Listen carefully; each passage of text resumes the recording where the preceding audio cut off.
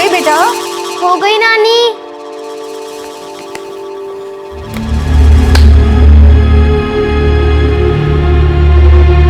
अरे परी, तुम्हारी पसंद के पराठे बनाए हैं, पूरा फिनिश कर देना। नानी,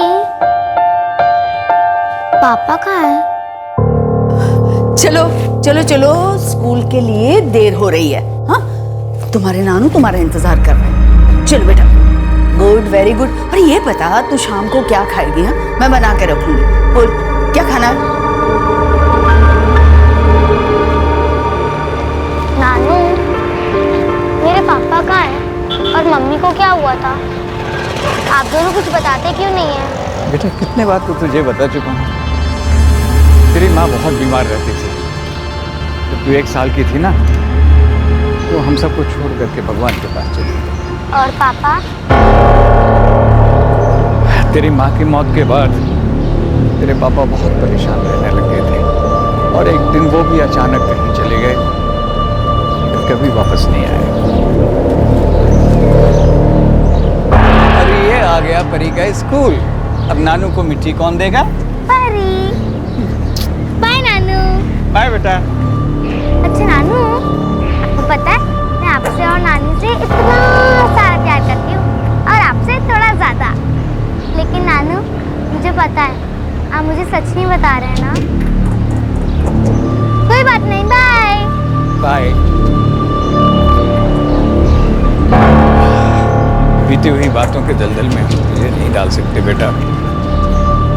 वो तो हमारी दुनिया है, हमारी परी है।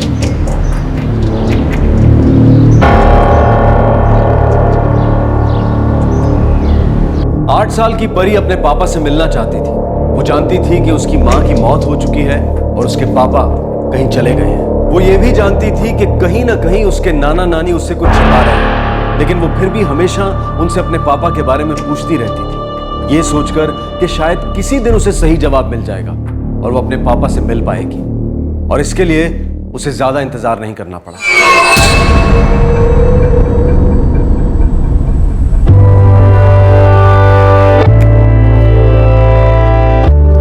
परी बेटा, चलो दूध पी लो। आज नहीं नानी। अरे दूध नहीं पिएगी तो स्ट्रॉन्ग कैसे बनेगी? हाँ, चलो नहीं, चलो चलो आज चलो। नहीं। मेरी अच्छी बच्ची, आजा बच्चा। चल, मैं 1 to 10 काउंट करती हूँ, तब तक पी ले। मेरी गुड़िया रानी, आजा बच्चा, आजा। मेरी अच्छी बच्ची, चल पी ले। हाँ, 1 2 3 4 5 6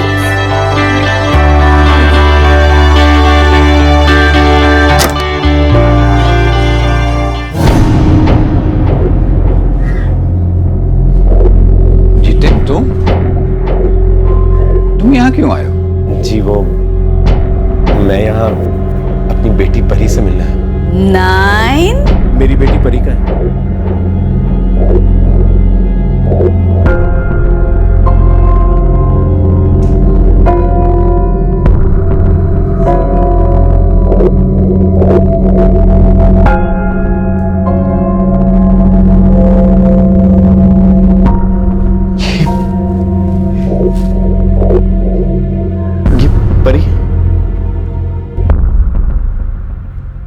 बेटे, ये तेरे पापा हैं।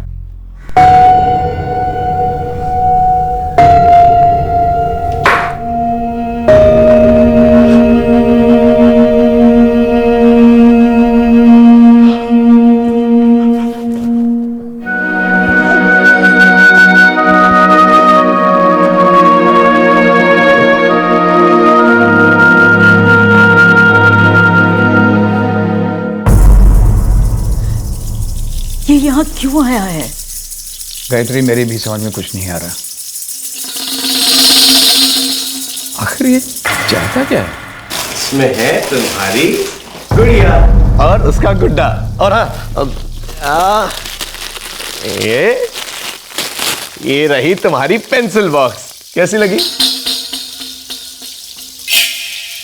पापा, मुझे ये सब नहीं चाहिए, मुझे बस आप चाहिए।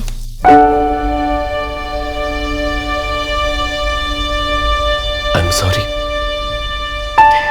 मुझे तुझे छोड़कर नहीं जाना चाहिए था। I'm sorry. पापा, आपको पता है मैं आपको कितना मिस किया। सबके पापा आते थे उनको स्कूल छोड़ने के लिए, बस मेरे पापा कभी नहीं आए। मम्मी के साथ आपकी फोटो ही देखती थी। पापा, आप कहाँ चले गए थे? बेटा, मुझसे गलती हुई। I'm sorry. अब मैं वापस आ गया हूँ। अब मैं कहीं नहीं जाऊँगा। I promise. Pinky promise? Pinky promise.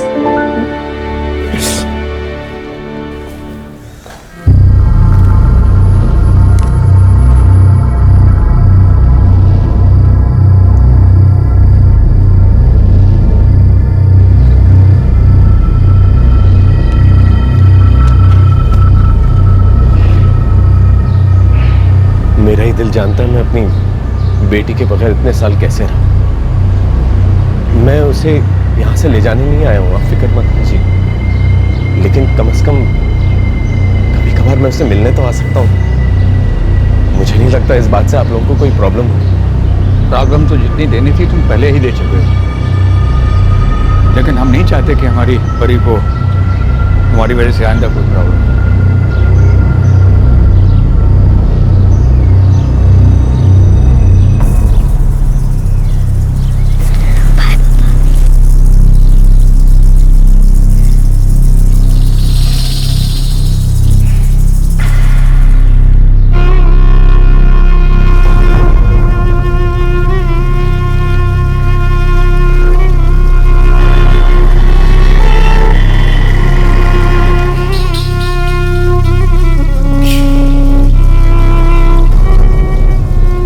नानी, नहीं चाहते मैं पापा के साथ जाऊं? नहीं बेटा, ऐसी कोई बात नहीं। चल अब सो जा, वरना सुबह स्कूल के लिए देर हो जाएगी ना। सो जा बेटा।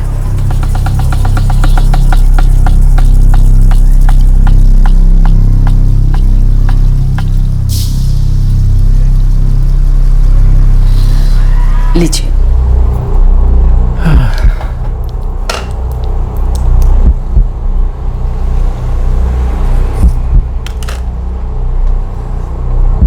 मुझे बहुत डर लग रहा है। ये चाहता क्या है? पता नहीं इतने सालों बाद अब वो हमसे क्या चाहता है।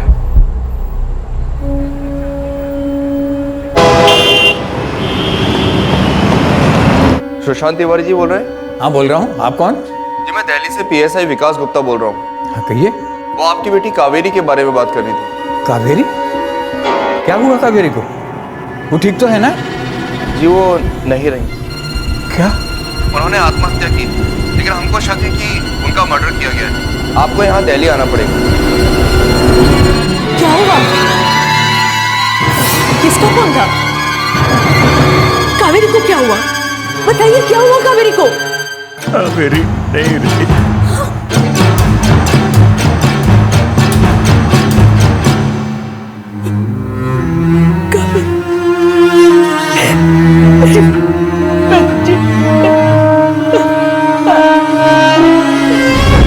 अगर वो परी को ले जाने आया है तो किसी कीमत पर मैं उसे ले जाने नहीं दूंगी। और यदि उसने जिद की तो आखिर वो उसका बाप है। कैसा बाप? जिसने इतने सालों में कभी अपनी बेटी की सुध नहीं ली। आज अचानक 7 साल बाद उसे अपनी बेटी की याद आ गई। हम परी को सब सच बता देंगे कि उसके बाप ने उसकी माँ के साथ क्या किया था। पागल हो गई हो ना, बुरा असर पड़ेगा उस बच्ची पर। परीश भी बहुत छोटी है।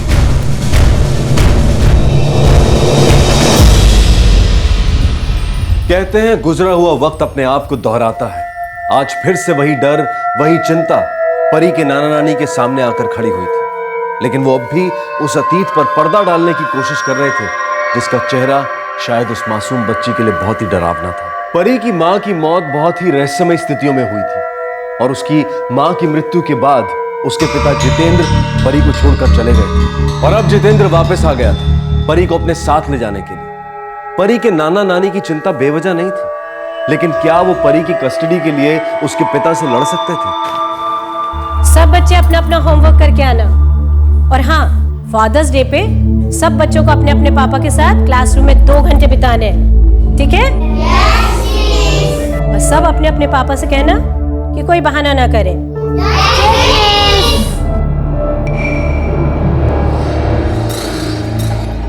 तुम उसे अपने साथ क्यों ले जाना चाह रहे हो? अचानक 7 साल बाद तुम्हारे अंदर का बाप जाग गया। भले मैं उससे मिलने ना आ सकूं, मेरा दिल जानता है कि मैं उसके बगैर कैसे रहूं। मेरी बेटी है वो। तुम्हारी बेटी थी, अब वो हमारी है। और जब 7 साल तुम्हारे बिना रह ली तो आगे भी खुशी खुशी रह लेगी। जी मैं जानता हूँ आप लोगों ने बहुत अच्छी परवरिश की है उसकी, लेकिन परी को माँ की जरूरत है। वो माँ जिसकी मौत के लिए तुम जिम्मेदार हो। मैं पुरानी बातें भूल चुका हूं। आप लोग भी भूल जाएं तो बेहतर होगा। मैं परी के बगैर नहीं जी सकता। मेरी दूसरी बीवी सोनाली उसे माँ का प्यार देने को तैयार है। दूसरी बीवी? यानी तुम परी को सौतेली माँ की गोद में डालोगे? मैं ऐसा हरगिज नहीं होने दूंगी। देखिए मैं अब तक आप लोगों की रिस्पेक्ट कर रहा हूं क्योंकि आप लोग परी के नाना नानी हैं। इसका ये मतलब नहीं कि आप लोग कुछ भी बोलते चले जाएंगे और मैं सुनता चला जाऊंगा।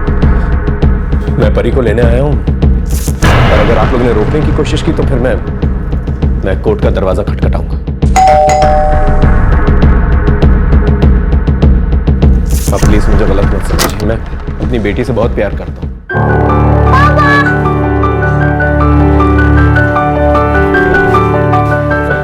पापा, आपको पता है कल मेरे स्कूल में फादर्स डे सेलिब्रेशन है, आप आएंगे ना? मैं जरूर आऊंगा। थैंक यू पापा। Love you too. अच्छा क्या पहनने जाओगी? फ्रॉक। अच्छा तुम्हारी फेवरेट हंसी कौन सी है? सुशांत जी कैसे करेंगे आप ये सब? 3 साल तक केस लड़े आपके दामाद के खिलाफ, सारी जमा पूंजी लगा दी। आप कोर्ट में तो ये साबित नहीं कर सके ना कि आपके दामाद ने दहेज के लिए आपकी बेटी की जान ली। कोर्ट ने तो यही कहा कि वो सुसाइड का केस था। तो समझ में नहीं आ रहा। कोर्ट केस में उस समय सारे पैसे मैंने लगा दिए, जबकि मेरे ऊपर परी की भी जिम्मेदारी थी। अब ना तो हमारे पास पैसे बचे हैं और ना हिम्मत। सर ये आप कोर्ट केस कैसे लड़ेंगे? आखिर वो परी का बाप है। कोर्ट आपके जज्बात नहीं आपकी उम्र देखेगी। कस्टडी तो वो उसके बाप को ही देगी। आखिर परी को भी तो अपने पिता की जरूरत है।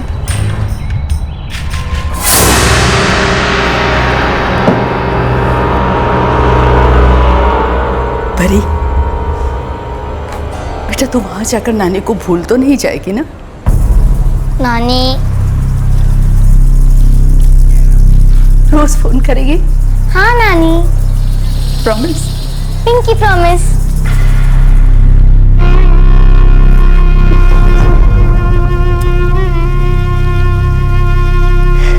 बेटा तुमने अपनी फेवरेट डॉल डाल दी? हाँ। परी बेटा, इसमें बेसन के लड्डू हैं, तुम्हारे फेवरेट। थैंक यू नानी। दो मुझे। नानू। अपने नानू को छोड़ के जा रही है बेटा? नानू, मैं आपको डेली कॉल करूंगी, है ना पापा? हाँ बेटा, ठंडा पानी मत पीना, तू बहुत जल्दी बीमार पड़ जाती है। फोन जरूर करना। हाँ नानू। चले?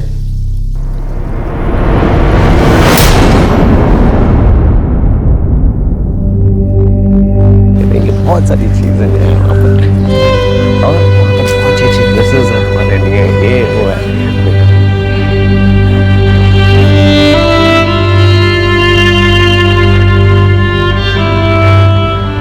परी अपने पिता के साथ जा चुकी थी, अपने नाना नानी को रोज फोन पर बात करने का वादा करके। गायत्री और सुशांत ये समझ नहीं पा रहे थे कि जितेंद्र अचानक परी को अपने साथ क्यों ले गए। वो ये तो जानते थे कि परी को अचानक इस तरह ले जाना जितेंद्र का परी के लिए प्यार तो नहीं था। अगर ये एक बाप का अपनी बेटी के लिए प्यार नहीं था तो और क्या था?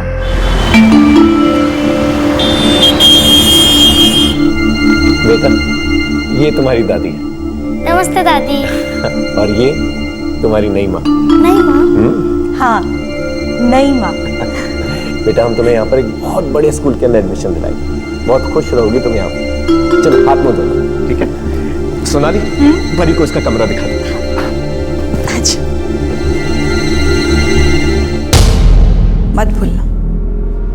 मत भूलना कि इसकी माँ की वजह से तुम्हें 6 महीने जेल में सड़ना पड़ा।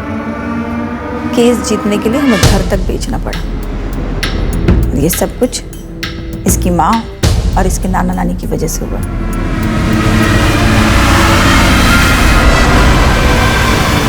नहीं भूलूंगा।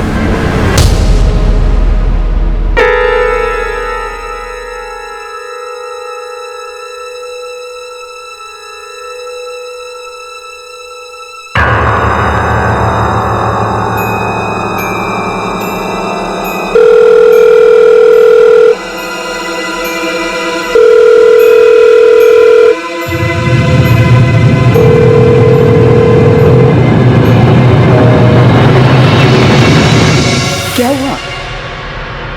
जितेंद्र फोन नहीं उठा रहा। यहाँ से गया तो कह के गया था कि हर रोज शाम को परी से हमारी बात करवाएगा। आज 15 दिन हो गए, बच्ची की हमने आवाज तक नहीं सुनी। वो फोन क्यों नहीं उठा रहा? मैं दिल्ली जाके देखूं क्या? कहाँ जाएंगे? आपके पास उसका एड्रेस भी नहीं है।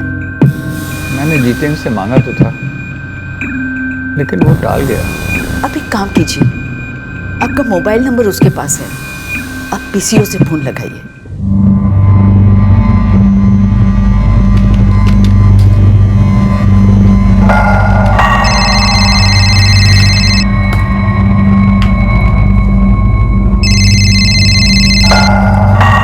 क्या बचपना है? आप लोगों को क्या लगता है आप लोग लैंडलाइन से फोन करेंगे मुझे पता नहीं चलेगा? हमने कितनी बार फोन किया, तुम फोन क्यों नहीं उठाते हो? क्योंकि मैं सारा दिन बैठकर अखबार नहीं पढ़ता रहता, बहुत काम है मेरे पास। मुझे भी तुम्हें डिस्टर्ब करने का कोई शौक नहीं है। तुमने हमसे वादा किया था कि परी से रोजाना बात कराओगे, लेकिन 2 हफ्ते से ज्यादा हो गया, एक बार भी तुमने बात नहीं कराई। कैसी है वो? देखिए आपको चिंता करने की जरूरत नहीं है, वो अपने बाप के साथ है। मुझे परी से बात करनी है, उससे मिलना है मुझे। मैंने आपसे कहा ना, मुझे जैसे फुर्सत मिलेगी मैं मिलवाने ले आऊंगा। हमारा एड्रेस क्या है? मैं ग्रेटर कैलाश पार्ट 2 में रहता हूँ, और मैंने आपसे कहा ना चिंता करने की जरूरत नहीं है, मैं उसे मिलवाने ले आऊंगा जैसे फुर्सत मिलेगी। तुम अपना पूरा हेलो हेलो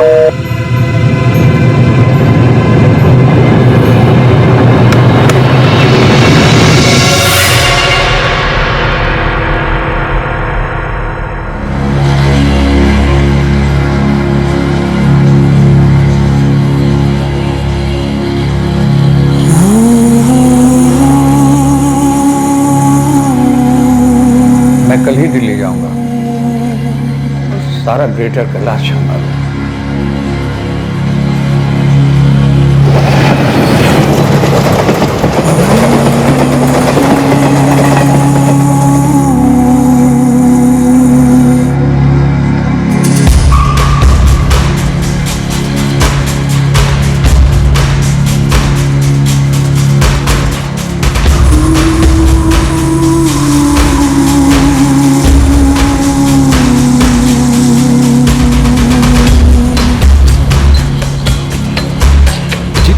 नाम है उसका, छोटी सी फैक्ट्री है उसकी, और उसकी माँ का नाम है लक्ष्मी।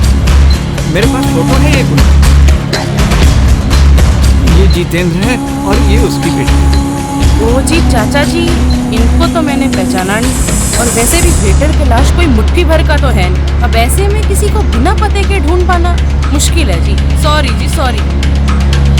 ओए रामू, चल पाइप लगा।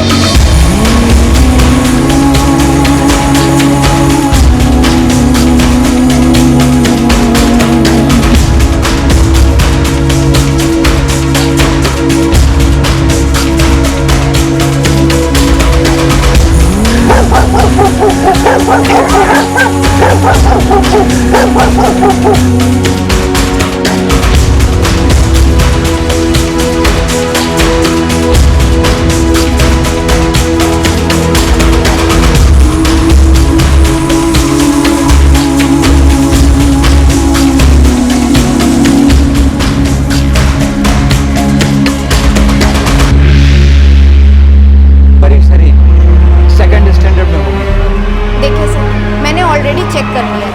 परी सलीम नाम की कोई भी बच्ची सेकंड स्टैंडर्ड में नहीं है।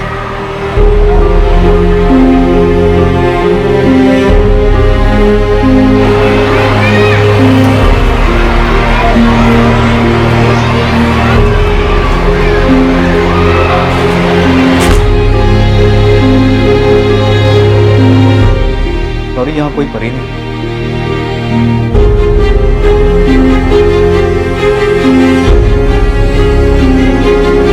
पेरेंट्स कार्ड है आपके पास? जी नहीं। I am very sorry sir, हम किसी बाहर वाले के सामने अपने स्टूडेंट्स की डिटेल नहीं डिस्क्लोज करते। मैं उसका नानू। ठीक है सर, आप उसके नाना हैं तो आप उसके फादर के पास जाइए। और वैसे भी हमारे स्कूल में परी नाम की सेकंड स्टैंडर्ड में कोई बच्ची है ही नहीं। सॉरी।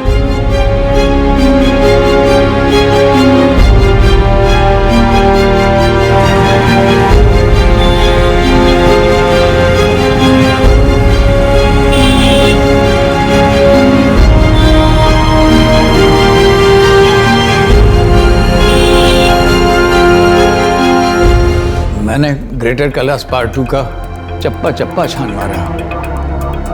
आसपास के स्कूलों में भी पता किया, लेकिन कहीं कुछ पता नहीं चला। लगता है जितेंद्र ने मैं गलत एड्रेस दिया। हमें परी को उसके साथ भेजना ही नहीं चाहिए था।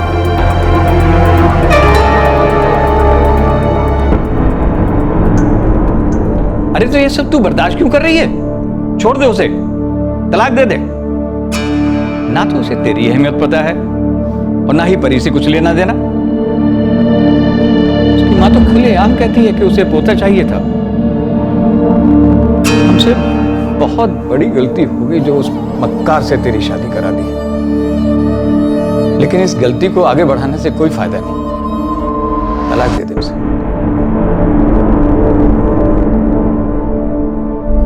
हमसे बहुत बड़ी गलती हो गई थी जो उस वक्त हमने कावेरी को जाने दिया।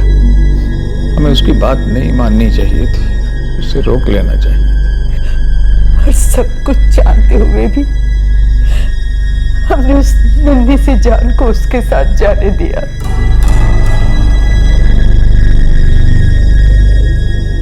कहीं हमसे कोई बहुत बड़ी गलती तो नहीं हो गई? परी के नाना नानी बहुत परेशान थे और उनका परेशान होना जायज भी था, क्योंकि उनके पास ना तो परी के घर का पता था और ना ही उससे बात करने का कोई जरिया। वो बस अटकलें ही लगा सकते थे कि परी कैसी होगी। और फिर एक दिन एक फोन कॉल ने उनके सारे सवालों के जवाब दे दिए।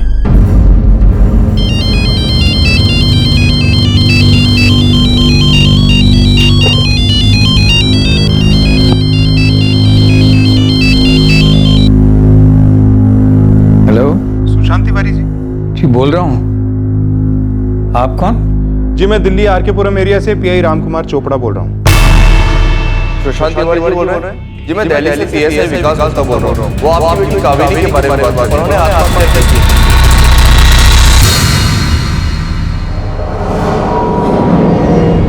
हेलो हेलो जी कहिए। जी आपको दिल्ली आना होगा। किस लिए? आपकी नवासी परी, वो हॉस्पिटल में है। उसे बुरी तरह जख्मी हालत में यहाँ लाया गया।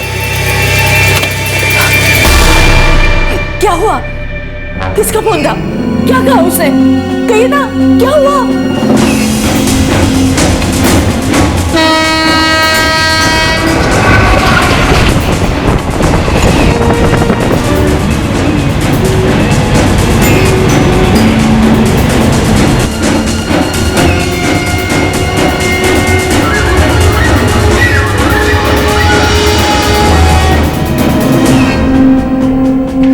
नमस्कार, मैं सुशांत तिवारी, परी का नाना। जी मैं पीआई रामकुमार चोपड़ा। आइए।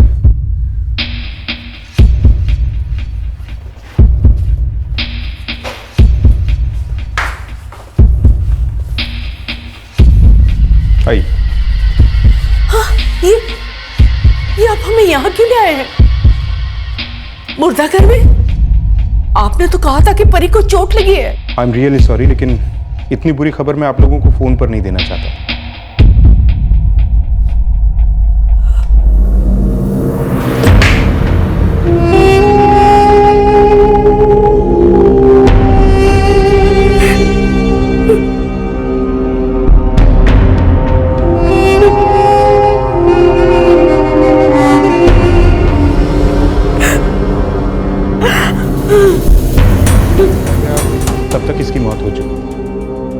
क्या हुआ है? जिसके पिता ने बताया कि किसी दुकान वाले ने मारा था। हम लोग परी का स्कूल से आने का इंतजार कर रहे थे, अभी बेल बजी। मेरी बच्ची खून से लथपथ थी। उसने बताया कि जब वो स्कूल से लौट रही थी तो एक दुकान पे रुकी चॉकलेट लेने के लिए, तो दुकानदार ने उसके साथ कुछ गलत करने की कोशिश की। जब परी ने उसे रोका तो उसे बहुत मारा। फिर आप लोगों को एम्बुलेंस बुलाने में इतनी देर क्यों लगी? इनफैक्ट हमने वहां जाकर एम्बुलेंस को बुलवाया। हमें तो कुछ पता ही नहीं चलता अगर आपके पड़ोसी ने फोन करके हमें बताया नहीं होता। सर हमें लगता है यहाँ कुछ गलत हो रहा है सर। हमारे पड़ोसी जितेंद्र जी के घर से बच्ची की चीखने की आवाज आ रही है। हम अभी वहां पहुंचते हैं, चलो।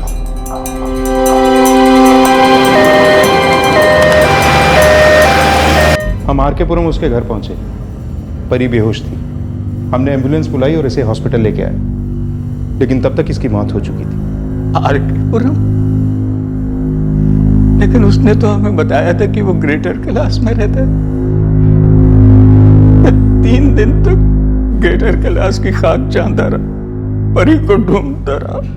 जितेंद्र ने जो कहानी हमें सुनाई थी वो भी झूठी थी। फिर उसके पड़ोसी से हमें सच पता चला। नहीं सर, मेरे घर का दरवाजा तो सारा दिन खुला रहता है और मैं परी को स्कूल से आते जाते हुए देखती हूँ, लेकिन आज मैंने परी को स्कूल से आते हुए नहीं देखा।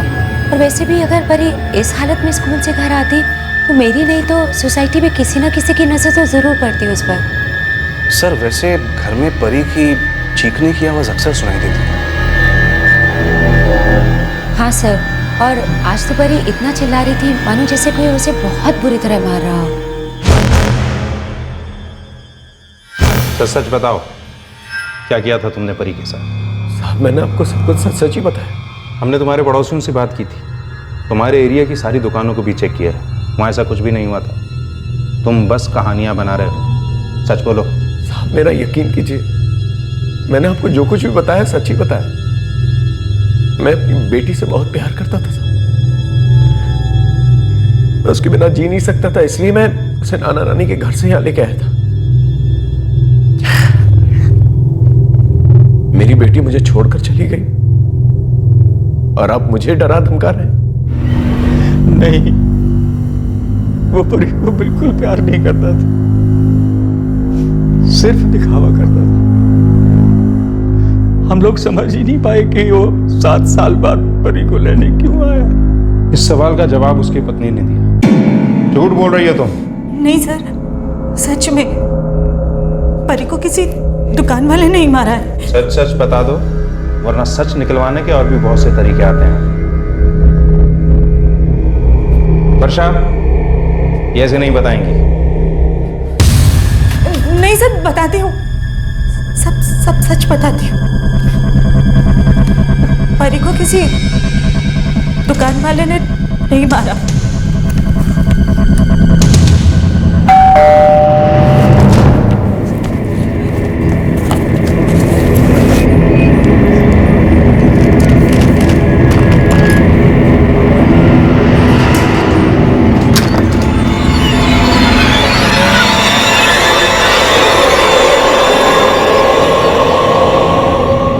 परी तुमने अब तक यूनिफॉर्म क्यों नहीं बदला?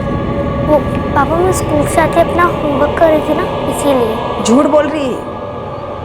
कॉमिक पढ़ रही थी, डोरबेल बजते ही किताब हाथ में लेकर बैठ गई।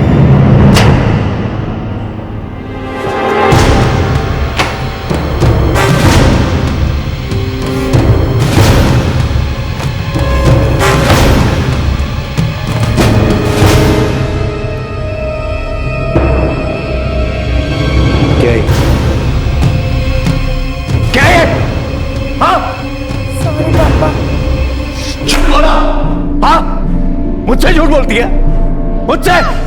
मुझसे झूठ बोला? मुझसे क्यों झूठ बोला? मुझसे झूठ क्यों बोला?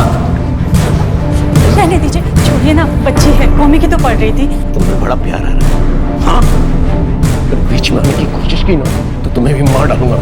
क्या?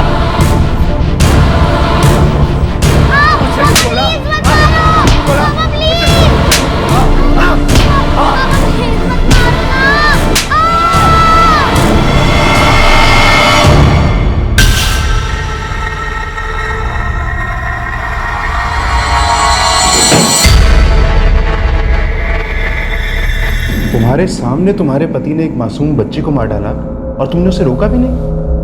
मैं तो हमेशा उन्हें उसे मारने से रोकती थी, लेकिन ऐसा करने पर वो उल्टा मेरे ऊपर ही बरसने लगती। उनका कहना था कि वो उनकी बेटी है और वो उसके साथ जो चाहे करे। तुम्हारे पति ने उसे सिर्फ इसलिए मार डाला क्योंकि वो पढ़ाई नहीं करती थी? जी सर, वो पढ़ने में अच्छी नहीं थी। उसके स्कूल से भी बार बार उसकी शिकायतें आती थी, इसलिए वो उसे बहुत ज्यादा नाराज रहने लगे थे। तो क्या वो उसे रोज मारता था?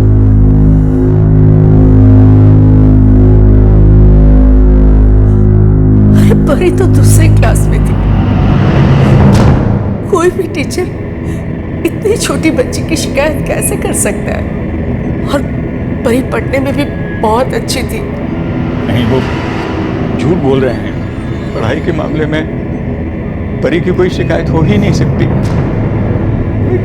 बहुत अच्छी स्टूडेंट। जी हाँ, आप लोग सही बोल रहे हैं, वो झूठ बोल रहे हैं। देखिए, ये बिल्कुल गलत बात है। ऐसा हो ही नहीं सकता कि हम ये कहें कि वो एक अच्छी स्टूडेंट नहीं है। इंस्पेक्टर साहब, सबसे पहली बात तो हम अपने किसी भी स्टूडेंट के लिए कभी ऐसा नहीं कहते। हमारे स्टूडेंट्स हमारी जिम्मेदारी हैं। अगर हमारा कोई भी बच्चा पढ़ाई में वीक होता है तो हम उस पर पूरी मेहनत करते हैं।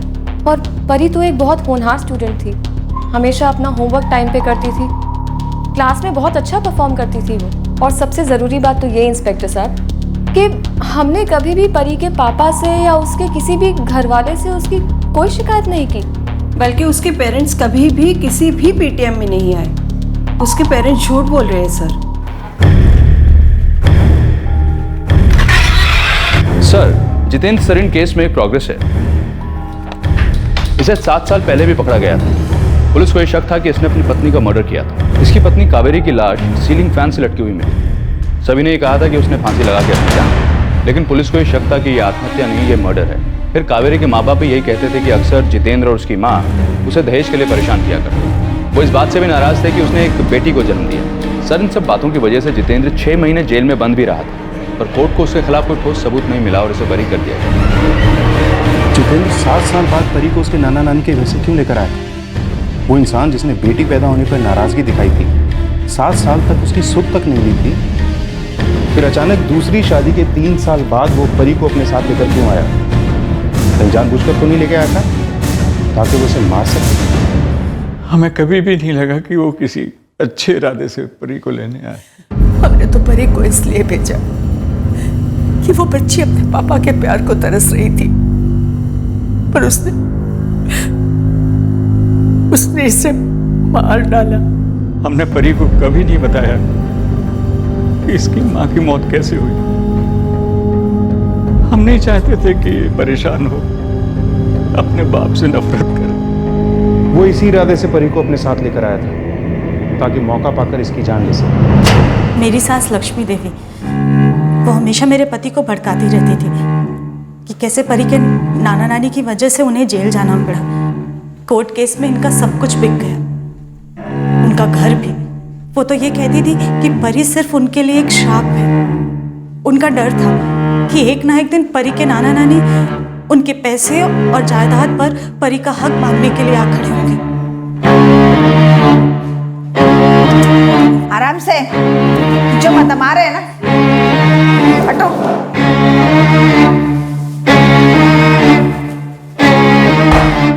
परी की मौत में तुम्हारा भी बहुत बड़ा हाथ था। तुम चाहती थी ना कि तुम्हारा बेटा अपनी बेटी को मार डाले। हाँ, टूटी आंख नहीं पाती थी मुझे वो लड़की। नमस्ते दादी। मैं नहीं चाहती थी कि आगे जिंदगी में कभी भी परी या उसके नाना नानी मेरे जितेंद्र की जायदाद की लालच में आके हमारे सीने पे आके खड़े हो जाए। वैसे भी उनकी केस की वजह से हमारे काफी पैसे बर्बाद हो चुके थे। हाँ, मारा है मैंने उसे। इसको मारने के इरादे से ही मैं उसे नाना नानी के घर से यहाँ लेके आया। अब शून थी, जब से पैदा हुई थी मेरा जीना हराम करके रख दिया था। उसकी माँ मुझे एक बेटा तो नहीं दे सकती। और जब वो चली गई, उसके नाना नानी ने मेरा जीना हराम करके रख दिया। मेरे सारे पैसे केस में खत्म। ऊपर से 6 महीने की जेल हुई मुझे। नफरत थी मुझे उन लोगों से, और सबसे ज्यादा नफरत थी मुझे परी से। लेकिन मार दिया मैंने उसे। पर 7 साल बाद क्यों? मेरे जेल से आने के बाद हम धीरे धीरे सेटल होने लगे, पर माँ को हमेशा डर लगा रहता था कि परी के नाना नानी फिर से कोई केस नहीं करते मुझ पर। जैसे जैसे वो बड़ी होती जा रही थी, वैसे वैसे हमारा डर बढ़ता जा रहा था। और फिर एक दिन माँ ने कहा, समझता क्यों नहीं है तू? परी अब 7 साल की होगी, उसके नाना नानी भी बूढ़े हो चुके हैं, पता नहीं कब मर जाए या फिर उनकी बुद्धि सटिया जाए और परी को हमारे गले बांधने के लिए कोई और केस ठोक दे। मैं तो कहती हूँ परी को यहाँ ले आओ, उसके बाद हम सोचते हैं कि क्या करना है। फिर मैं परी को यहाँ लेके आया। मुझे कोई लगाव नहीं था उससे। पापा सॉरी पापा मैं ऐसा कब है? तूने मुझसे झूठ बोला। हाँ, मुझसे झूठ बोला। आज मैं तेरी जान लेगा। हाँ, मुझसे झूठ बोला। मुझसे क्यों झूठ बोला? मुझसे झूठ क्यों बोला?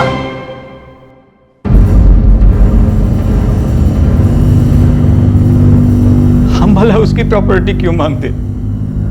7 साल में एक बार भी हम उसके पास नहीं गए। हमारा बस चलता तो जिंदगी भर उसकी शक्ल नहीं देखते। परी सिर्फ हमारी बच्ची नहीं थी, हमारी जान थी। और हमारी जान की खुशी के लिए हमें किसी से भीख मांगने की जरूरत नहीं थी, और वो भी उस इंसान से जिसने हमारी बेटी कावेरी की जान लेते।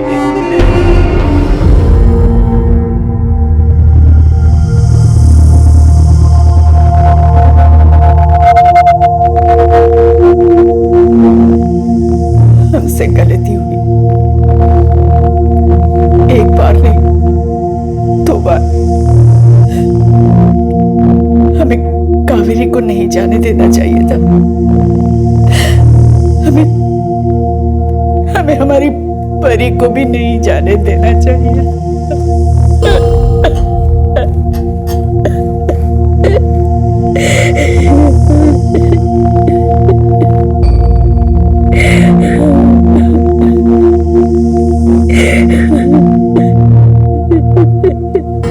जितेंद्र और लक्ष्मी को आईपीसी की धारा 302 के तहत हत्या के लिए गिरफ्तार किया गया है। दोनों इस वक्त जुडिशियल कस्टडी में हैं। 8 साल की परी अपने पिता को पाने के लिए तड़प रही थी।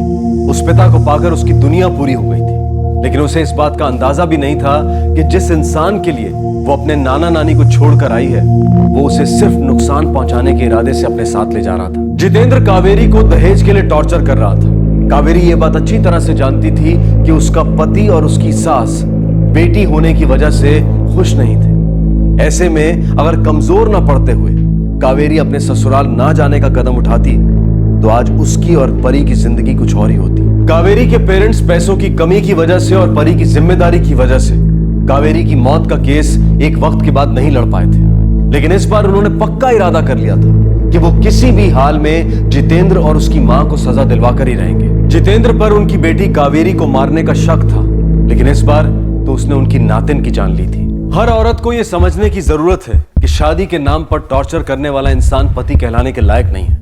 जरूरत है उसे अपनी जिंदगी से बाहर निकाल फेंकने की। ये ना सिर्फ उस औरत के हित में है, बल्कि अगर उनकी कोई संतान है तो उस बच्चे के हित में भी है। बुरी शादियां किस्मत का खेल नहीं है, बस जिंदगी का एक गलत फैसला है जिसे जितनी जल्दी हो सके बदल देना चाहिए। और पेरेंट्स के लिए भी ये बेहद जरूरी है कि जैसे ही उन्हें इस बात का एहसास हो कि उनकी बेटी शादी में गलत इंसान के साथ बंध गई है, तो वो उसे बाहर निकलने में उसकी मदद करे, ना कि ये सोचकर किस्मत पर छोड़ दे कि चीजें अपने आप ठीक हो जाएंगी। हमें जिंदगी में बहुत सारी चीजों को बदलने का मौका मिलता है। मिसअंडरस्टैंडिंग्स, गलतफहमियां फिर भी सुधारी जा सकती हैं, लेकिन किसी इंसान की पूरी हकीकत जानने के बाद भी उस पर भरोसा करना ये अपने आप को खत्म करने के बराबर है। और ऐसे किसी इंसान को दूसरा मौका देने से अच्छा है कि हम अपनी जिंदगी को दूसरा मौका दें। जिंदगी फिर से आपका हाथ जरूर थामे। हमारे आज के एपिसोड की दूसरी कहानी।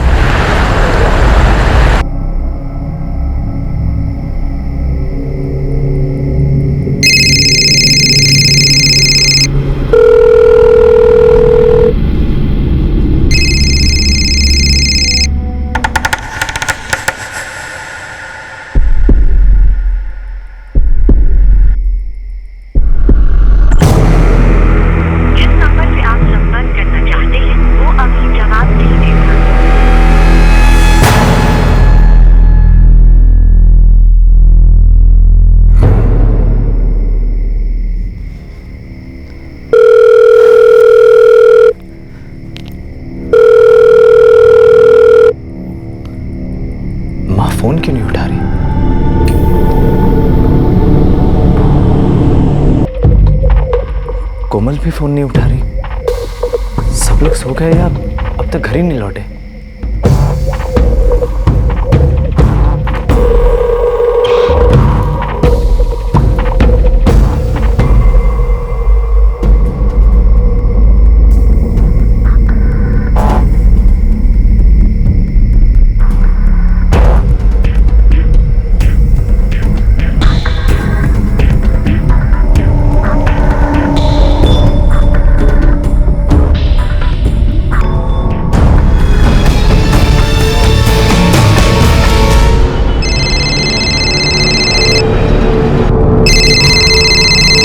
सोनाक्षी, तुम्हारा फोन बज रहा है।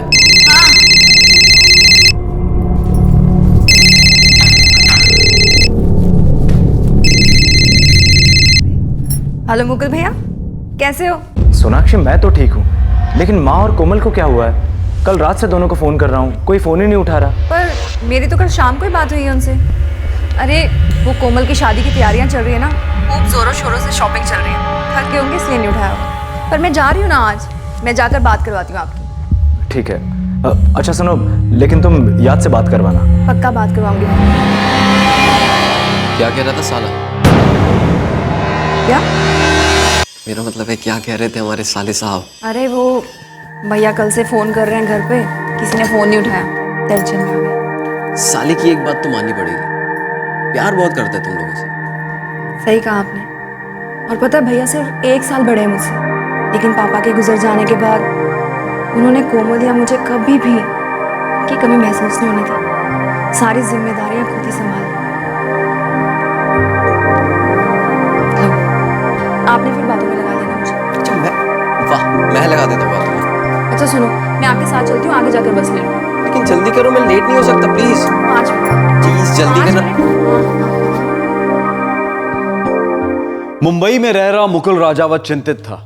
उसे किन्नारगंज में रह रही अपनी मां शांति और सबसे छोटी बहन कोमल की फिक्र हो रही थी। मुकुल की शादीशुदा बहन सोनाक्षी ने उसे यह कहकर तसल्ली दी कि वो तुरंत अपनी मां के घर जाकर उनसे मिलने वाली है। क्या पिछली रात कुछ हुआ था, कुछ भयानक, जो इस पूरे परिवार को एक सदमा देने वाला था?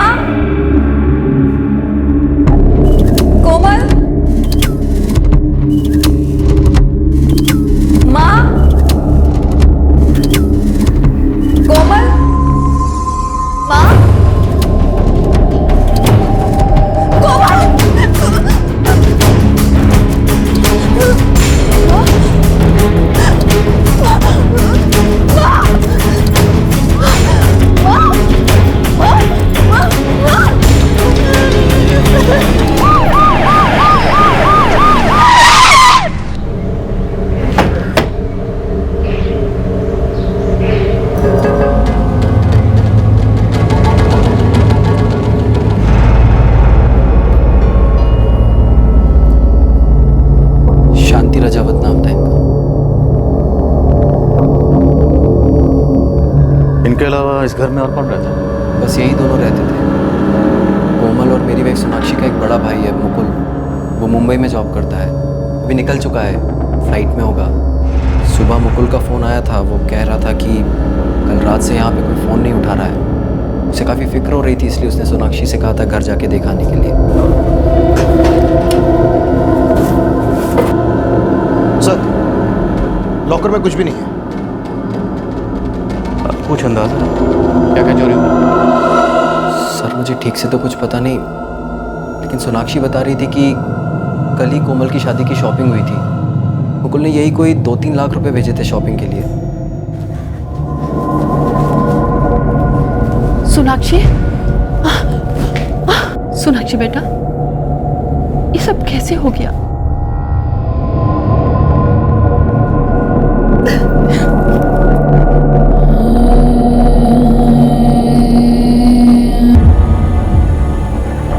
सर, दोनों बॉडीज पर गहरे घाव के निशान हैं। चाकू या किसी धारदार हथियार से वार किया गया। आप किसी ऐसे शख्स को जानते हो जिसका नाम योग से शुरू होता हो और उसका इस घर में आना जाना हो? जी नहीं सर, मैं तो नहीं जानता, लेकिन हो सकता है मेरी वाइफ सोनाक्षी जानती हो। जीजा जी, जीजा जी, ये सब कैसे हो गया? जी,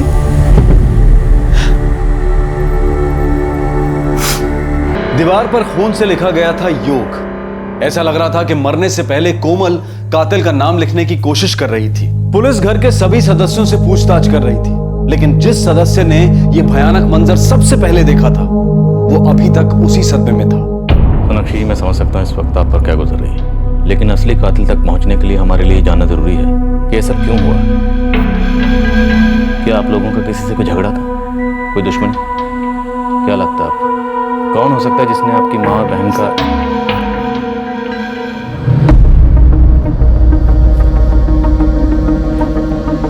जिस खून से दीवार पर योग लिखा गया है उस खून का ब्लड ग्रुप आपकी बहन कोमल के ब्लड ग्रुप से मैच होता है, तो पूरे चांसेस हैं कि जिसने भी ये किया है उसका नाम योग से शुरू होता है। क्या आप किसी ऐसे शख्स को जानती हैं जिसका नाम योग से शुरू होता है, जो आपके घर में आता जाता? कोई रिश्तेदार? कोमल, कोमल कहाँ है?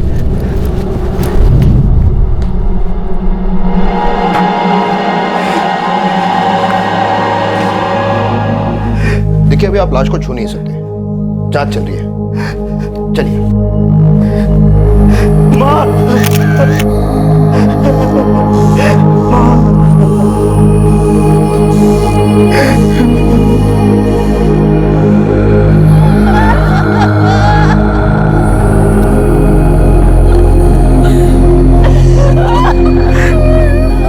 कल रात से ही घबराहट हो रही थी मुझे। ऐसा पहले कभी नहीं हुआ कि माँ ने मेरा फोन नहीं उठाया हो। रोज बात होती थी मेरी माँ से। कैसे हुआ ये सब सर? हम भी यही पता लगाने की कोशिश कर रहे हैं। क्या आप किसी ऐसे शख्स को जानते हैं जिसका नाम योग से शुरू होता है? जी नहीं सर। योग?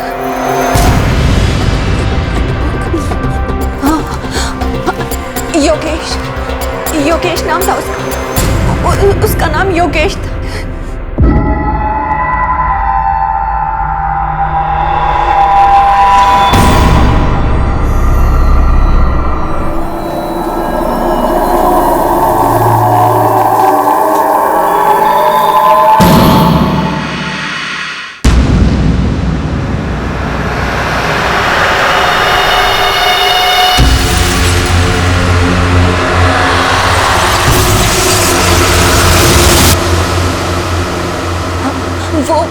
वो योगेश हो सकता है। योगेश।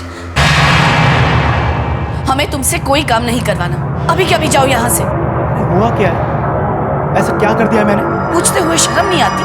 एक तो मेरी बेटी को घूर घूर के देखते हो और ऊपर से पूछते हो किया क्या? ये आप कुछ भी बोले जा रही हैं। मैंने ऐसा कुछ भी नहीं किया, मैं अपना काम कर रहा था। कोई गलतफहमी हुई है आपको? माँ ये झूठ बोल रहा है, रोज मुझे घूर घूर कर देखता है और जब मैं बाथरूम में नहा रही थी तो मुझे ऐसा लगा ये देख रहा था। आपको लगा आपने मेरे ऊपर इल्जाम लगा दिया? कोई गलतफहमी हुई है आप? देखो, हमें तुमसे कोई काम नहीं करवाना। बिना कोई तमाशा किए हुए जाओ यहाँ से, वरना पुलिस बुलाऊंगी। योगेश इलेक्ट्रिशियन का काम करता है। हाँ योगेश सर, मैं ही तो लाया था उसे यहाँ पर। तुम लाए थे उसे? जी सर, वो 6 महीने पुरानी बात है, इसलिए ध्यान से निकल गई। तब यहाँ रेनोवेशन का काम चल रहा था। मुकुल भी चाहते थे कि कोमल की शादी से पहले घर एकदम नया जैसा हो जाए, तो शांति चाची ने मुझे कहा था इलेक्ट्रिशियन को लाने को। तुम कब से जानते थे उसे? जानता नहीं था, वो नाके पर जो दिहाड़ी कारीगर खड़े रहते वहीं से लाया था।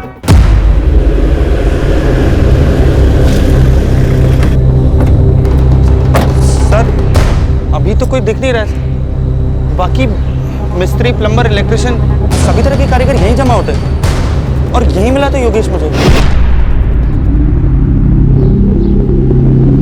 अरे भाई साहब मुझे बिजली का काम करवाना है। अरे मैं तो मिस्त्री हूँ। हाँ वो सफ़ेद कमीज वाला लड़का खड़ा ना योगेश, वो बिजली का काम करता है। ठीक है, थैंक यू। अभी तो साहब कोई कारीगर नहीं मिलेगा। सब सुबह 7-8 बजे आते हैं, चाय बीड़ी पी के फिर काम पे चले जाते हैं। योगेश नाम के कारीगर को जानते हो? इलेक्ट्रिशियन का काम करता है। हाँ सर। वो आज आया था? आज तो नहीं आया साहब, वो 2-3 दिन से नहीं आ रहा है। घर मालूम है उसका? कोई एड्रेस वगैरह? ये तो नहीं पता साहब। कोई यार दोस्त जिससे उसके बारे में पता चल सके? साहब आप कल सुबह आओ तो सारे कारीगर यहीं मिलेंगे, हो सकता है उनमें से किसी को पता हो। दीवार पर खून से लिखे गए 2 अक्षरों से शुरू हुई तलाश एक नाम तक पहुंच गई थी, योगेश। योगेश पेशे से इलेक्ट्रिशियन था और उसे कोमल पर बुरी नजर डालने की वजह से काम से निकाल दिया गया था। लेकिन योगेश अब तक पुलिस के हाथ नहीं लगा था। दोनों बॉडीज पे किसी तेज धार वाले हथियार से घाव हुए हैं, किसी स्ट्रगल के निशान नहीं। अभी तक हम यही मान के चल रहे हैं कि दोनों कत्ल एक ही आदमी ने किए। लेकिन अगर ये दोनों कत्ल एक ही आदमी ने किए हैं तो जब एक विक्टिम पर हमला कर रहा था तो दूसरे विक्टिम ने बचने की या भागने की कोशिश तो की होगी। जैसा कि आपने बताया कि माँ की लाश बिस्तर पर पड़ी मिली, हो सकता है कि खून के वक्त वो गहरी नींद में हो और उसे पता ही ना चला हो जब उसकी बेटी पर हमला हुआ हो। क्या कोमल के साथ सेक्सुअल असॉल्ट हुआ? अभी ये बता पाना मुश्किल है, उसके लिए डिटेल्ड पोस्टमार्टम करना पड़ेगा। कोमल की शादी होने वाली थी और उसके भाई ने शादी के लिए 3 लाख रुपए भेजे थे। चोरी हुई है और 2 मर्डर हुए। मुझे लगता है ये चोरी हमें गुमराह करने के लिए की गई है। जिससे कोमल की शादी होने वाली थी उसका नाम क्या है? सर अमित नाम है सर। अमित? कहीं इसी का कोई चक्कर तो नहीं? मुकुल भैया, ये योगेश कौन था?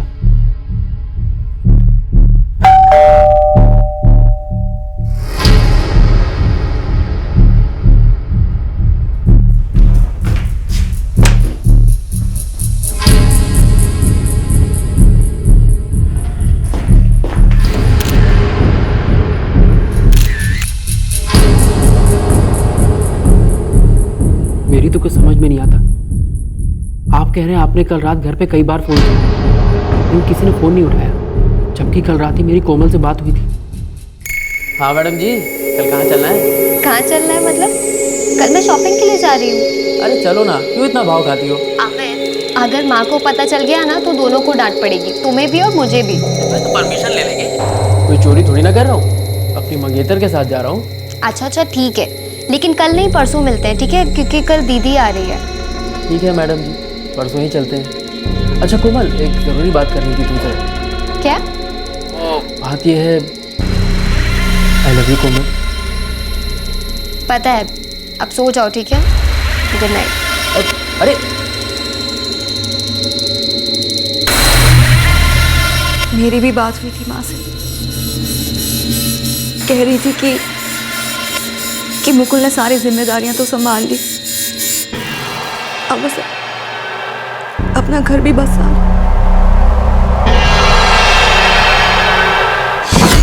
सर कोमल की आखिरी बात अपने मंगेतर अमित से हुई थी 9:30 बजे। अमित का भी यही कहना है। एक इलेक्ट्रिशियन जिसे काम से निकाला गया हो, कोई इसे अपने घर में क्यों घुसने देगा, वो भी आधी रात को? और अगर योगेश जबरदस्ती घुसा होगा तो उसकी जबरदस्ती के निशान होने चाहिए एंट्रेंस पर। चोरी हुई है तो मर्डर हुए हैं बेरहमी के साथ, कोई निशान नहीं, कोई शोर शराबा नहीं। ऐसी क्या कारीगरी की होगी इस कारीगर ने? साहब 2 दिन से ताला लगा हुआ है, वैसे भी रात को वो देर से आता है, सुबह जल्दी चला जाता है, ज़्यादा बात भी नहीं करता किसी से। नहीं साहब, आज भी नहीं आया, हो सकता है गाँव चला गया हो। चाचा एक चाय देना। हाँ, अरे भाई विक्रम, तुमने योगेश को देखा है क्या? वो कौन जो बिजली का काम करता है?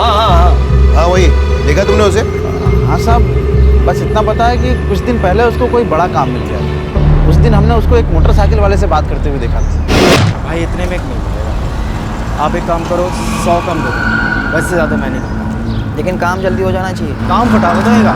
चल बैठ जा साहब, तभी आखिरी बार देखा था। सर 2 दिन तक हमने घर के सारे दरवाजे और खिड़कियां चेक कर ली, लेकिन कहीं पर भी फोर्स एंट्री का कोई निशान नहीं मिला।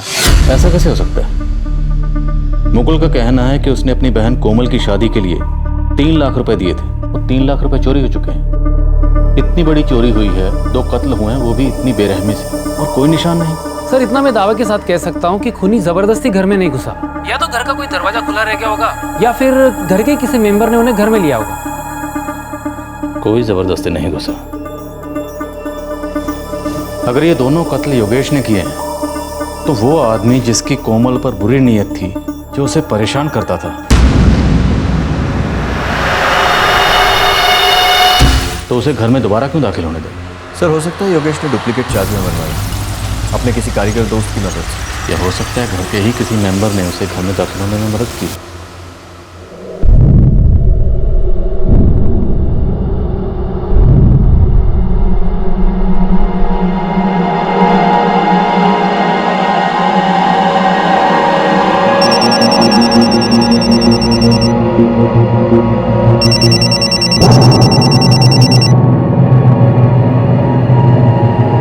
योगेश के हाथ लगने तक कोमल की फैमिली का बैकग्राउंड भी चेक करो।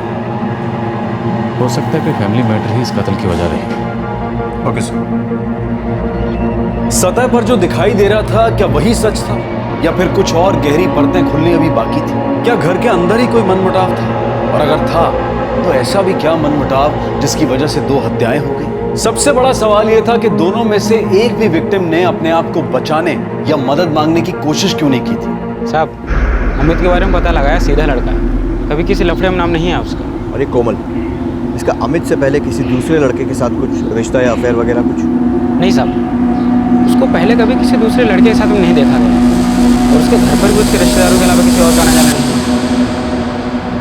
योगेश का कुछ पता चला? नहीं साहब, लेकिन लड़कों को काम पे लगा दिया है। शहर के बाहर भी गया होगा ना, तो भी अपने लड़के से ढूंढ निकालेंगे। तुम्हारा क्या रिश्ता है कोमल की फैमिली से? मैं उनका चचेरा भाई हूँ। उनका आपस में रिश्ता कैसा? सर शांति चाची और उनके तीनों बच्चे आपस में बहुत घुल मिल के रहते थे। अर्पित चाचा के गुजरने के बाद मुकुल ने बहुत अच्छे से घर की जिम्मेदारी को संभाला। सोनाक्षी दी की भी खूब धूमधाम से शादी की। सोनाक्षी, पवन या मुकुल, तुम्हें क्या लगता है इन तीनों में से ये कत्ल किसने किया होगा? नहीं सर, आप ऐसा सोच भी कैसे सकते हैं?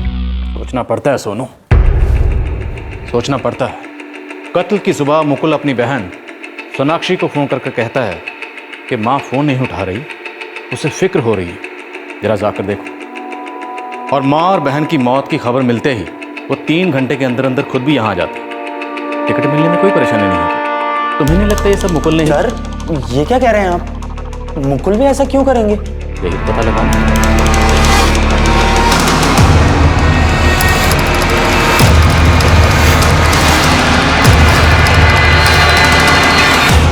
ये कौन सा तरीका है इन्वेस्टिगेशन का सर?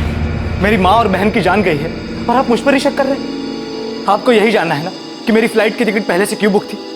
तो सुनिए, क्योंकि मैं बहुत डर गया था। पिछले 3 साल से अपनी फैमिली से दूर मुंबई में रह रहा हूं मैं, अकेले। तब से एक दिन भी ऐसा नहीं गया जब मैंने माँ से फोन पर बात ना की हो। उस दिन जब मेरे इतने सारे कॉल्स के बाद भी माँ ने फोन नहीं उठाया तो बहुत डर गया था मैं। मतलब आपको पहले से अंदेशा था कि कुछ बहुत बुरा हुआ? पर जैसा हुआ है मैंने ऐसा कभी नहीं सोचा था। मुझे लगा था कि शायद माँ की तबीयत बिगड़ गई होगी, इसलिए वो मेरा फोन। आप समझ क्यों नहीं रहे? मुझे फिक्र थी उनकी। आपके जीजा और बहन को भी उनकी उतनी ही फिक्र थी? क्या मतलब है आपका? आपके बहनोई का उनके साथ कैसा रिश्ता था? ये क्या कह रहे हैं सर आप? पवन मेरी बहन का पति है। 2 साल पहले उनकी शादी हुई है सर। तब से वो हमारी फैमिली का एक हिस्सा बन के रह रहा है और आप ऐसे बेबुनियाद इल्जाम लगा रहे हो उस पर। मैं इल्जाम नहीं लगा रहा हूँ, सिर्फ पूछ रहा हूँ। नहीं सर, मेरी गैर मौजूदगी में घर में किसी आदमी की जरूरत हो तो मैं सिर्फ पवन पर भरोसा कर सकता हूँ। 1 महीने बाद शादी होने वाली थी कोमल की। क्यों हुआ ये सब? सोनाक्षी, कौन सोच सकता था ऐसे कुछ होगा? मैं नहीं मानती। कोई किसी का इतनी बेरहमी से खून कर दे सिर्फ पैसों के लिए। जरूर कोई और वजह होगी।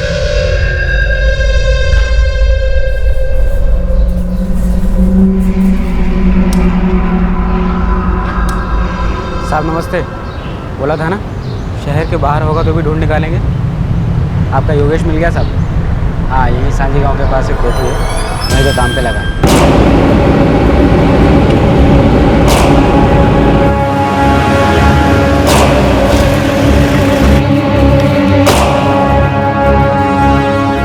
योगेश।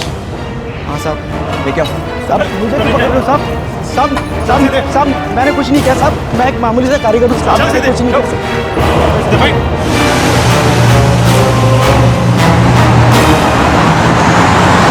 साहब कौन कोमल रजावत?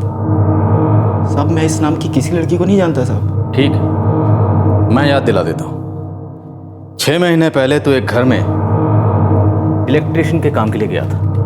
तेरा ध्यान काम पर कम उस घर की लड़की पर ज्यादा था, इसलिए उस लड़की की माँ ने तुझे धक्के देकर घर से निकाला था।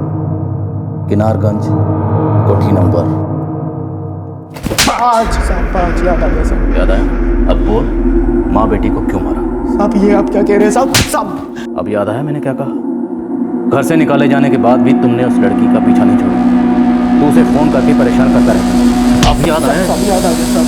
साहब साहब मैं दिहाड़ी मजदूर हूँ साहब, दिन भर रोजी रोटी के लिए घूमता फिरता रहता हूँ साहब। साहब मैं किसी का खून कैसे करूँगा साहब? साहब मैं मानता हूँ कि मेरा उन माँ बेटी से झगड़ा हुआ था साहब। उन्होंने मुझ पर इल्ज़ाम भी लगाया था कि मैं उनकी बेटी को छिप छिप के देखता हूँ, लेकिन साहब ये सच नहीं है। तो ये भी सच नहीं होगा कि तू उन्हें फ़ोन करके परेशान करता था? साहब मैंने फ़ोन करता था, लेकिन परेशान करने के लिए नहीं, अपने पैसे मांगने के लिए। नई कहानी सुना रहा है? साहब मैंने 3 दिन वहाँ पर काम किया था, 900 रुपये बनते थे। ये रकम मेरे लिए छोटी नहीं है, लेकिन साहब उन्होंने पैसे ही नहीं दी, उल्टा पुलिस में मेरी शिकायत कर दी। पुलिस वालों ने सर 2 दिन मुझे हवालात पे भी रखा था। साहब आप बताओ साहब, जब मैं अपने पैसे वसूल नहीं कर पाया तो साहब मैं कैसे किसी का खून करूँगा साहब?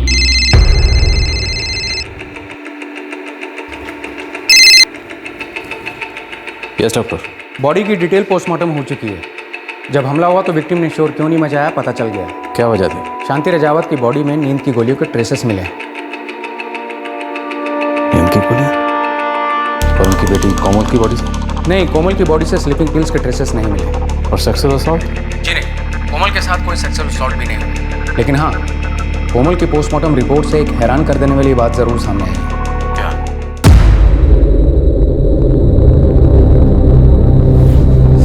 साहब मैं सच कह रहा हूँ साहब। साहब उस दिन के बाद मैंने उस घर की तरफ नजर तक नहीं घुमाई साहब। कुछ दिन यहाँ रहेगा ना, सब उगल देगा। नींद की गोलियां? जी नहीं सर, मेरी माँ तो डायबिटिक थी, उसी की दवाइयाँ लेती थी वो।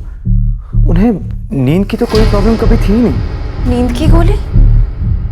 लेकिन भैया अगर ऐसी बात होती तो माँ मुझे जरूर बताती।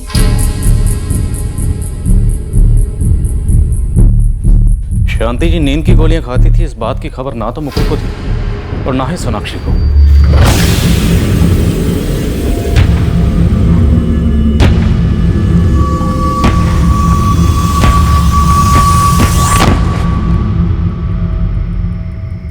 सर, कोमल की बॉडी में नींद की गोलियां नहीं मिली। कहीं ऐसा तो नहीं कि अपनी माँ के सोने के बाद उसने ही किसी के लिए दरवाजा खोला? कहीं कोमल भी इस सब में शामिल तो नहीं थी और बाद में उसके साथ धोखा हुआ? वो अपनी माँ के साथ अकेली रहती थी, उसके लिए अपनी माँ को डायबिटीज़ की बजाय नींद की गोलियां खिलाना मुश्किल नहीं था।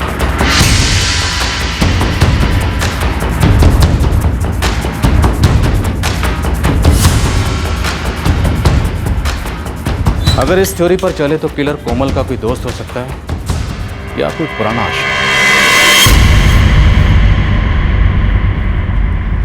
सर कृपया हॉस्पिटल के रिकॉर्ड चेक कीजिए सर, बड़े काम की खबर मिलेगी।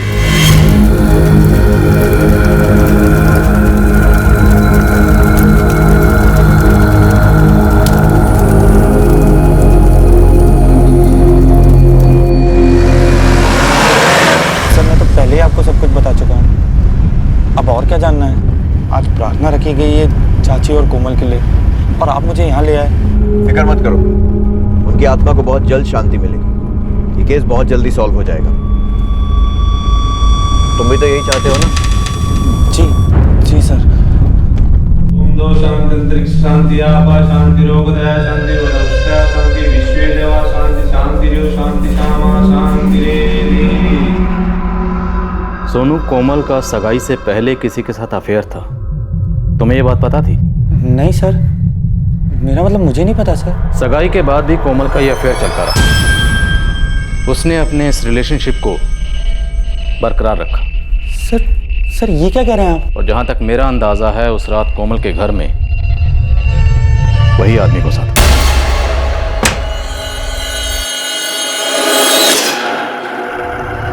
दोनों मिले और दोनों ने साथ मिलकर रात बिताई। कोमल की पोस्टमार्टम रिपोर्ट से एक हैरान कर देने वाली बात जरूर सामने आई है। क्या? उस रात कोमल किसी के साथ फिजिकली क्लोज जरूर हुई थी। सेक्सुअल एक्टिविटी के निशान है, जबरदस्ती के नहीं, अपनी मर्जी के। पूरे घर वालों को ये बात पता थी, लेकिन हमें किसी ने नहीं बताया। सर ऐसा नहीं हो सकता सर। तुम्हें भी तो पता था, तुमने भी हमें कहाँ बताया? मुझे नाटक मत करो। कोमल का जिस लड़के के साथ अफेयर था वो तुम हो, उसके जिसके साथ फिजिकल रिलेशन थे वो तुम हो, उस रात कोमल के घर में जो घुसा था वो तुम हो, कोमल और उसकी माँ का जिसने कत्ल किया है वो तुम हो, कातिल तुम। नहीं सर, मैंने कुछ सच नहीं। जिसे तुम फंसाना चाहते थे उसी ने तुम्हारी पोल खोली, योगेश ने।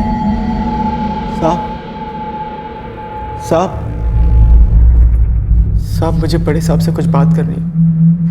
मैं उन्हें कुछ बताना चाहता हूँ।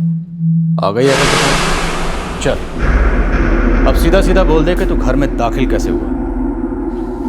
साहब ये सच है कि मैं उसे छुप छुप के देखता था। साहब वो मुझे पसंद आने लगी थी साहब। और वो तुझे पसंद नहीं करती, उसने तुझे जलील किया था। अपनी इसी बेइज्जती का बदला लेने के लिए ही तूने उसे मार डाला। नहीं साहब, मैं तो बेकार में फंस गया। मेरी मत मारी गई थी। मुझे लगा वो मेरे साथ आने को तैयार हो जाएगी। श्रीमान, आपके मन में ये उत्तम विचार क्यों आए? सब अपनी माँ के पीछे एक लड़के से रोज मिलती थी और उस लड़के का तो उस घर में रोज का आना जाना था। कौन था वो लड़का? साहब सोनू। अरे सोनू, कैसे हो? बस मजे में। चाची नहीं? नहीं, माँ तो बाजार गई है, आने में देर हो जाएगी। ठीक है, तो अब आए हो तो चाची से मिलके ही जाओ। आओ।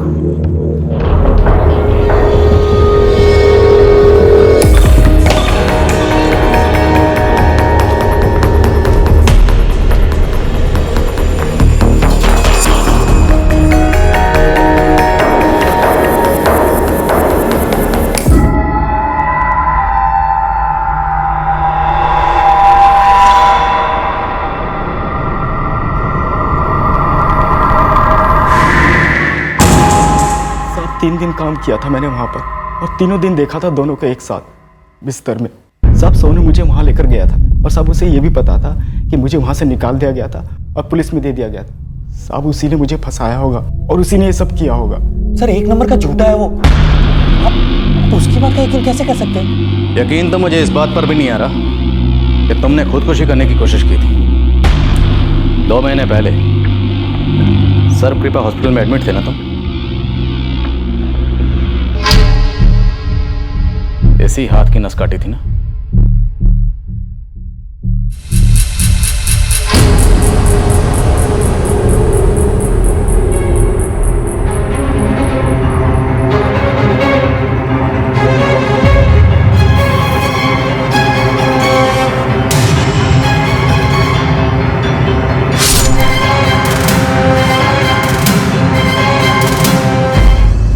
तुम कोमल से रिश्ता बनाए रखना चाहते थे, जबकि वो अमित से रिश्ता जोड़ना चाहती थी। यही बात खटक रही थी ना? मैं तो गया से छुप छुप के मिल गया। अब इससे पहले तेरे घर वाले तेरी शादी को अमित से करवा दें। तुम्हें ना बता देना चाहिए हमारे बारे में। कोई नहीं मानेगा। हम मानते हैं ना, तो फिर उनको भी मानना होगा।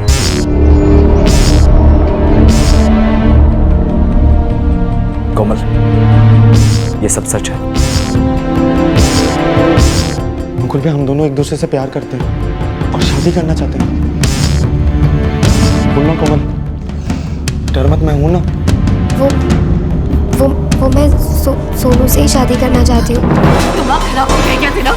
हाँ, दिमाग खराब हो गया तेरा? खून का रिश्ता है तुम लोगों का। इस रिश्ते को ना समाज कबूल करेगा ना रिश्तेदार आना। चाची, हमें समाज की परवाह नहीं है, बस आप लोग हमें अपना लो। सोनू शर्म आनी चाहिए तुझे ऐसा सोचते हुए भी। तू मुझे भाई बोलता है, सोनाक्षी को दीदी बोलता है। कोमल के साथ क्या रिश्ता है समझ नहीं आता तुझे। और कोमल तूने जरा भी नहीं सोचा ये सब करने से पहले?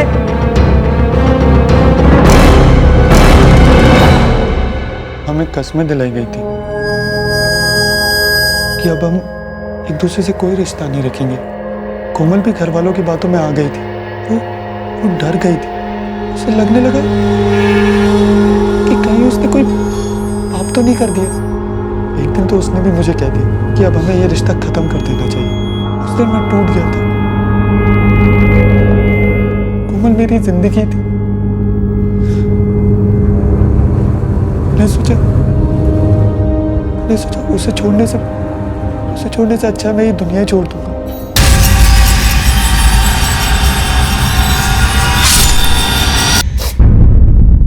सोनू, ये सब क्या है?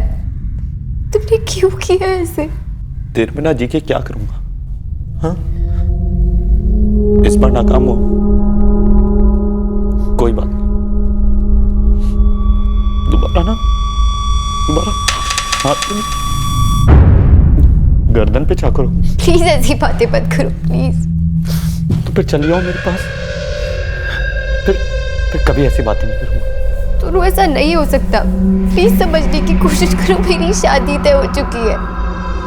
देखो, हम दोनों के बीच जो कुछ भी हुआ ना, भूल थी हमारी। पाप किया है हमने। नहीं, मैं नहीं मानता हमने कोई पाप किया। हमने तो प्यार किया है। अच्छा ठीक है। अगर तुम्हारे घर वाले चाहते हैं तो कर लो समित से शादी, कर लो। बस एक वादा करो, हम मिलते रहेंगे हमेशा, जैसे पहले मिलते थे। चलो, तुम पागल हो गए हो। ऐसा नहीं हो सकता। देखो, मैंने वैसे ही बहुत गलतियां कर ली है और नहीं करना चाहती मैं। और मैंने सोच लिया है कि आज के बाद मैं मेरे घर वालों को कोई धोखा नहीं दूंगी और ना ही मेरे होने वाले पति को। तो फिर यहाँ क्यों आई? जब शादी कर लो उससे। तुम्हें एक बात याद है, तुम्हारी शादी के दिन ही मैं खुदकुशी करूँ। तुम क्यों ऐसी बातें कर रहे हो? तुम देखो प्लीज, मैं हाथ जोड़ के कहती हूँ, ऐसी बातें मत करो। मैं खुद को कभी माफ नहीं कर पाऊंगी। तो वादा करो, हम इस रिश्ते को जिंदगी भर निभाएंगे। कोमल, ये प्यार, सच्चा प्यार, और ये हमेशा रहेगा। हम मिलते रहे। रोज रात मैं उसके घर जाया करता था। हमें कोई रोकने वाला नहीं था। कौन रोकता? तुम्हारे आने से पहले ही कोमल अपनी माँ को डायबिटीज की गोली की बजाय नींद की गोली खिलाकर सुला देती है ना?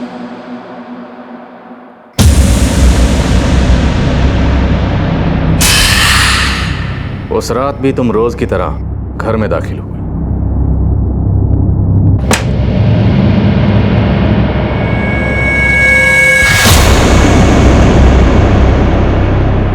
कोमल की सगाई होने के बावजूद भी तुम्हारा उसके साथ रिश्ता बरकरार था। तुम्हारी और उसकी मुलाकातें फिर भी जारी थी।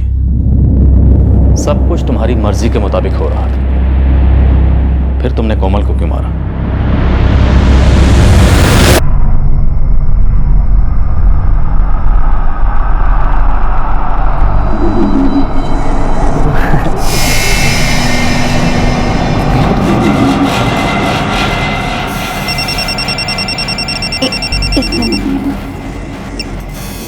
हेलो। हाँ मैडम जी, कल कहाँ चलना है? कहाँ चलना है मतलब? कल मैं शॉपिंग के लिए जा रही हूँ। अरे चलो ना, क्यों इतना भाव खाती हो? अमित, अगर माँ को पता चल गया ना तो हम दोनों को डांट पड़ेगी। मैं तो परमिशन ले लेंगे, चोरी थोड़ी ना कर रहा हूँ। अपनी मंगेतर के साथ जा रहा हूँ। लेकिन कल नहीं, परसों मिलते हैं, ठीक है? क्योंकि कल दीदी आ रही है। ठीक है मैडम जी, परसों ही चलते हैं। Good night. परसों घूमने जाने वाली है अमित के साथ? हाँ, वो काफ़ी जिद कर रहा था तो कितना मना करती। तुझे ये अमित अच्छा लगने लगा ना? अच्छा इंसान है तो अच्छा ही लगेगा ना। प्यार करने लगी है ना? सच सच बोलना। कुछ भी, एकदम बकवास बातें सोच रहे हो। ऐसा कुछ नहीं है, ठीक है? तुम 2 मिनट रुको, मैं आई।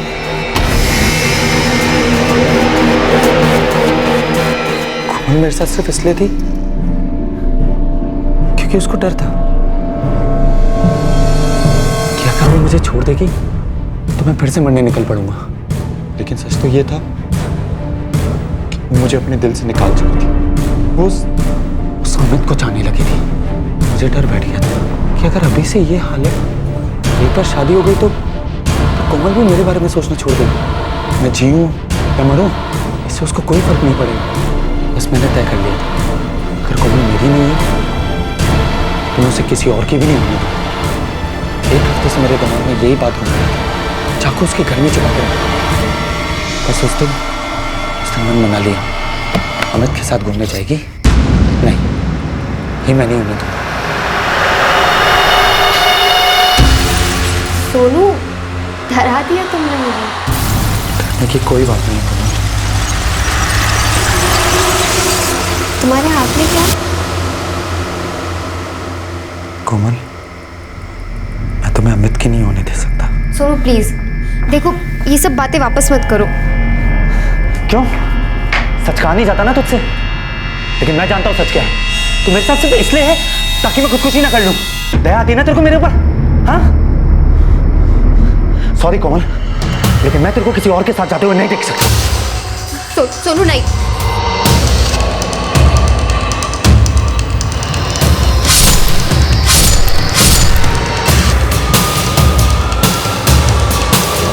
मैं उसे किसी और के साथ नहीं देख सकता।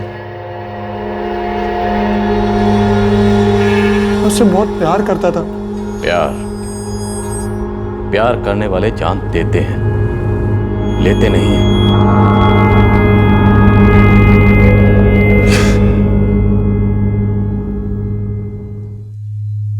माँ को नींद की गोलियां खिलाती थी ताकि सोनू से मिल सके। कितना बड़ा धोखा दिया तूने कोमल। उसे कम से कम एक बार हमें बताना तो चाहिए था कि सोनू उसे सुसाइड की धमकी देके ब्लैकमेल करता है। शायद हम लोग कुछ कर पाते हैं।